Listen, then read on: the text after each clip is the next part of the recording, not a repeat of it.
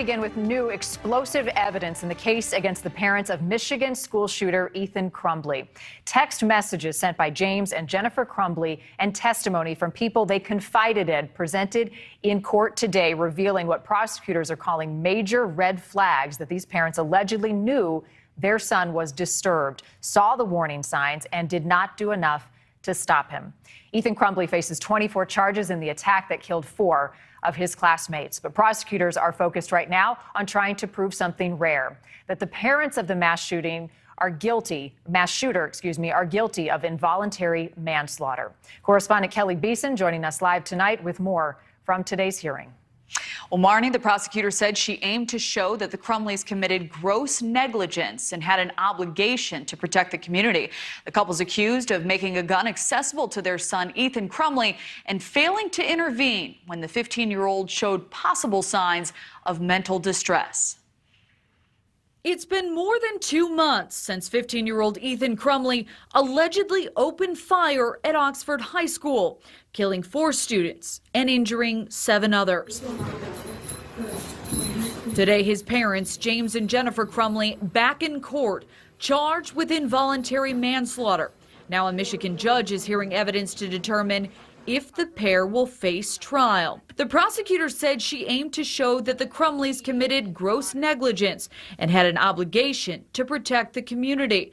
The school left a voicemail for Jennifer Crumbley the day before the attack, informing her that a teacher was concerned about Ethan's ammunition search on his phone. Yes, ma'am. Today, an Oakland County Sheriff's detective taking the stand, detailing text messages between mother and son. So at the end of first hour, I just looked up different types of .22 bullets, and I guess the teachers can't get their eyes off my screen, SMH.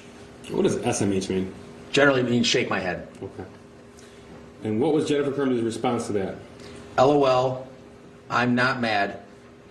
You have to learn not to get caught. The investigator also read aloud text messages written by Ethan to his mother last March, saying the teen said their house was haunted and a demon was throwing bowls, noting Jennifer Crumbley was riding a horse and didn't respond that day. She felt like she was failing or failed him. Jennifer Crumbley's boss, Andrew Smith, also testifying that she said right before the shooting she felt she was failing her son. And then after the shooting, she sent text messages to Smith's cell phone. What does the text say? I need my job. Please don't judge me for what my son did. And what did you think about that? I was surprised by that text. Why is that? I was surprised she was worried about her job at the time. I thought she'd be more worried about what was going on. Jennifer Crumbley left work and subsequently texted Smith, "Andy, he's going to kill himself. He must be the shooter."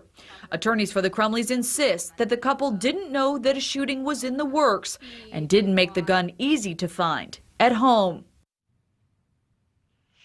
And the hearing will resume with more testimony on February 24th. The parents have been in jail on $500,000 bond since their arrest on December 3rd. Kelly, it did sound like that there were some complaints about how the parents were interacting at court hearings. What can you tell us about that? Yeah, you're right. According to the Detroit Free Press, prosecutors previously complained about the couple allegedly mouthing "I love you" to each other in hearings held both in person and virtually. The judge calling the behavior disruptive and disrespectful. And today, it appeared Jennifer Crumbley had restraints on her wrist. It's unclear if that was the result of that previous behavior, Marnie. All right, Kelly, thank you.